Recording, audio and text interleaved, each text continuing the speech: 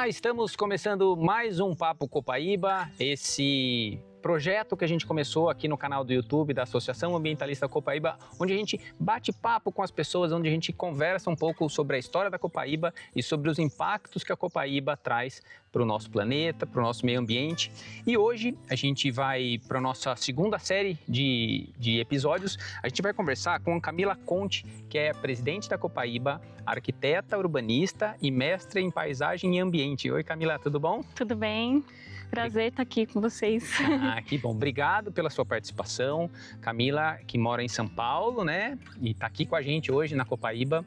E aí a gente já aproveitou para chamar ela para um bate-papo, para que a gente pudesse entender um pouquinho mais sobre a sua história com a Copaíba, né? O seu trabalho como presidente da associação.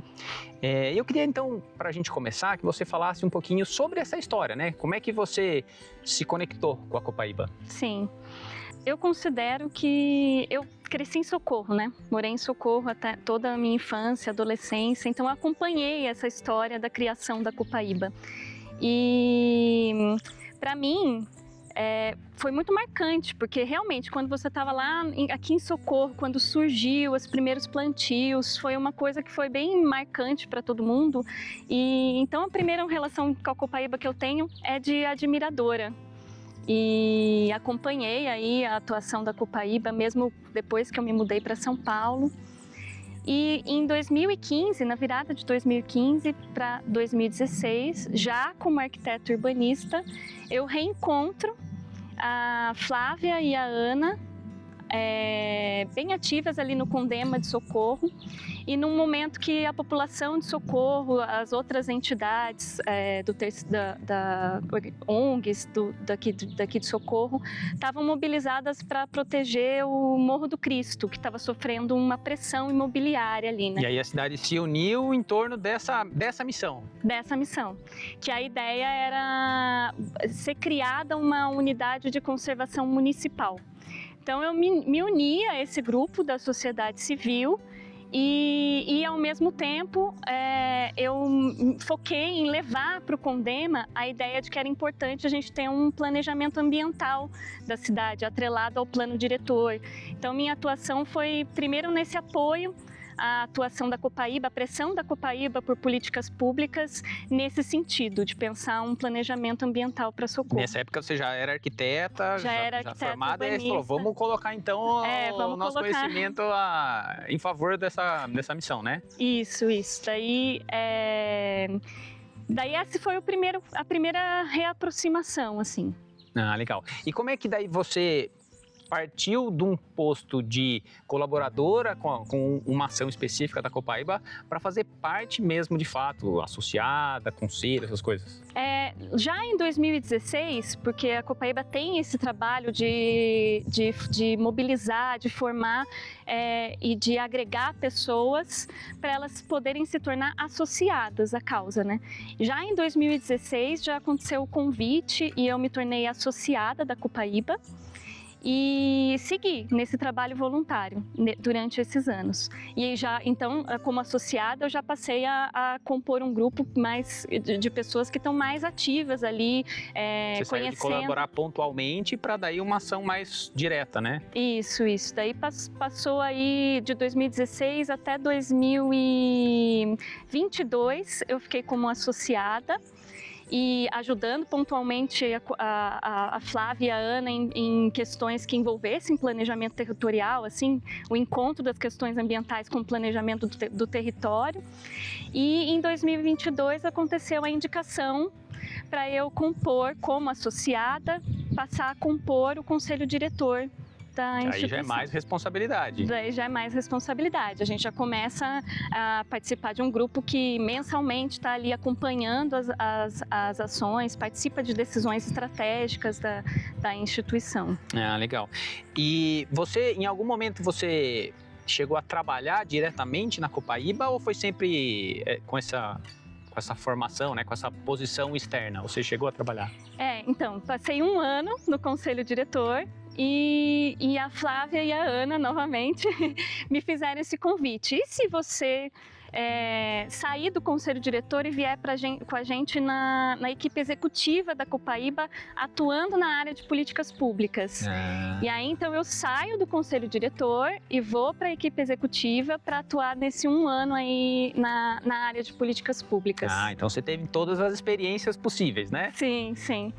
E foi um ano muito rico, assim, considero que foi uma formação esse período. Porque é um dos 4 pilares, né, dos 4 eixos que a Copaíba trabalha, que é importante também, né? Sim. Porque a gente fala-se muito na restauração, no plantio e tal, mas a parte de políticas públicas, de contato com prefeituras e com esses planejamentos também é uma área muito importante, né? Foi um aprendizado, porque eu cheguei, a Copaíba já tinha um histórico, né? Um histórico de ativismo, de se unir com a sociedade civil pela causa da Mata Atlântica, tinha um histórico de pressionar o poder público municipal para que se efetivasse o sistema municipal do meio ambiente, que tenha o CONDEMA, que é ativo, paritário. Funciona, né? Não só ter no papel, porque muitas cidades acabam tendo essas ferramentas no papel, mas elas não funcionam de fato, né? Você precisa a todo momento fazer até como a gente está aqui numa região de municípios pequenos, é muito difícil você ter uma estrutura organizacional ali na prefeitura. Então, tem que pressionar para que tenha uma secretaria do meio ambiente forte, com pessoal especializada, qualificado, que entende, né, do assunto. Isso. Não deixar de ser só cargo político, né? Sim. E esse período também foi rico porque eu pude representar daí a Copaíba em colegiados e redes.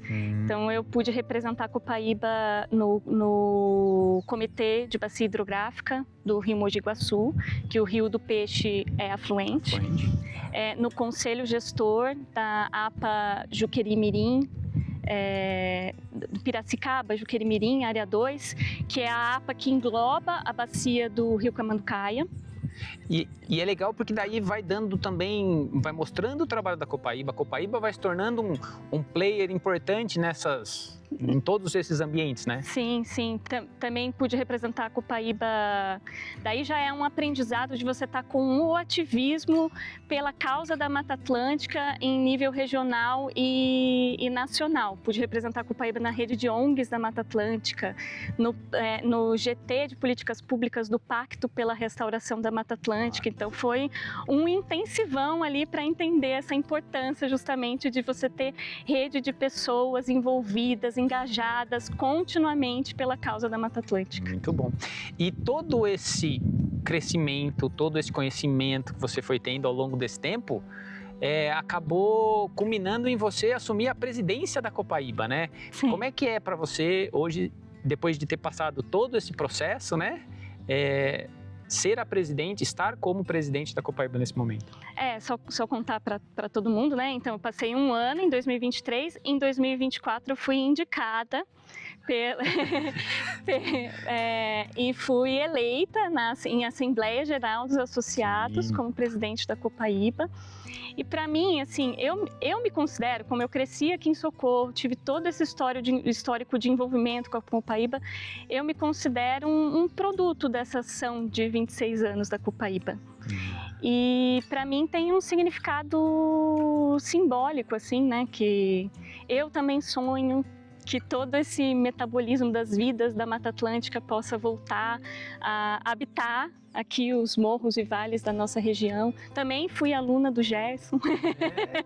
É o que você falou mesmo, né? Você é um resultado de como funciona esse trabalho todo, né? Sim, de anos da Copaíba.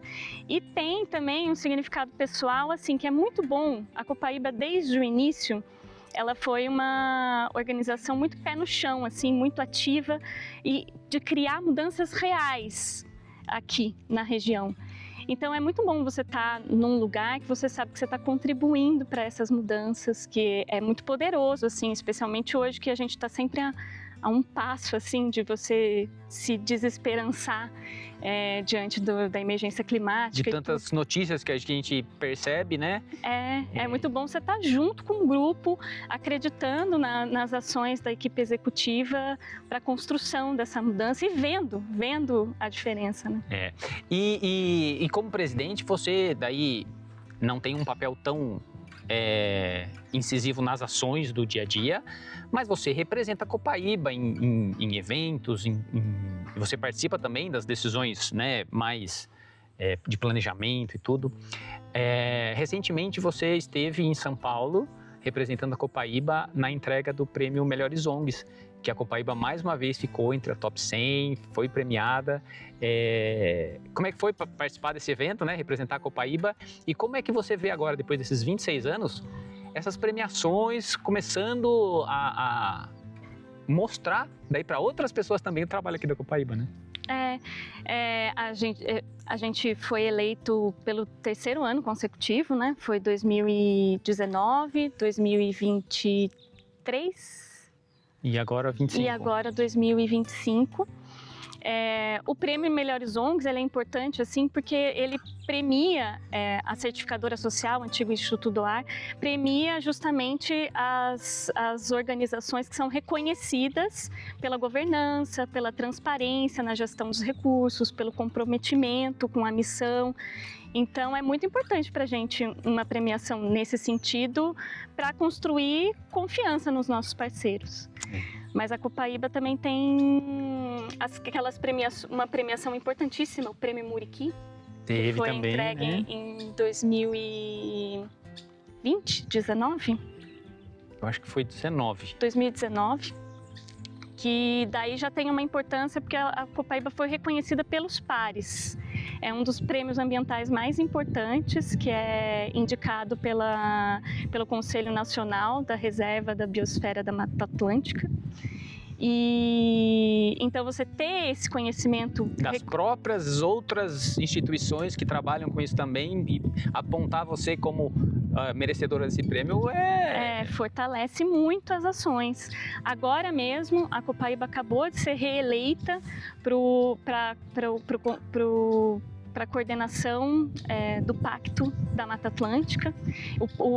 Essa iniciativa que inclui os atores para incentivar, para dar um impulso para a restauração no país e que já foi indicada lá em 2022 como uma das 10 iniciativas de referência para a restauração de ecossistemas pela ONU, né? Então é muito importante. E mostra que esses 26 anos de trabalho estão de fato surtindo efeito, né? Sim. Além de todas as áreas, né? Que a gente conversou com a Flávia nos episódios passados, fala da quantidade de mudas produzidas, plantadas, de hectares em processo de recuperação.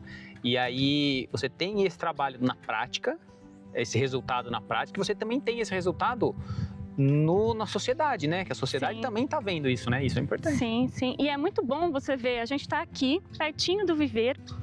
Então, essa coisa da Copaíba ser pé no chão e focada na sua missão, é muito bom a gente ver que a gente está se preparando para as ações do futuro, né? A gente acabou de implantar uma estrutura no viveiro que vai permitir a Copaíba aí no futuro atingir uma produção de 1 milhão de milhão de mudas anuais. Vai permitir a Copaíba atingir esse número que é muito representativo. E a gente também acabou de conseguir um apoio para começar a construir um centro de educação ambiental aqui no Espaço Copaíba, que vai somar aí a todos os espaços educadores aqui da sede da Copaíba, que tem a RPPN, tem o próprio viveiro.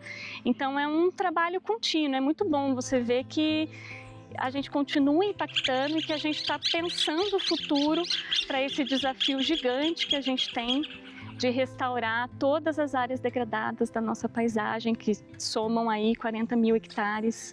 Então, é muito bom seguir sonhando grande. Esse, né?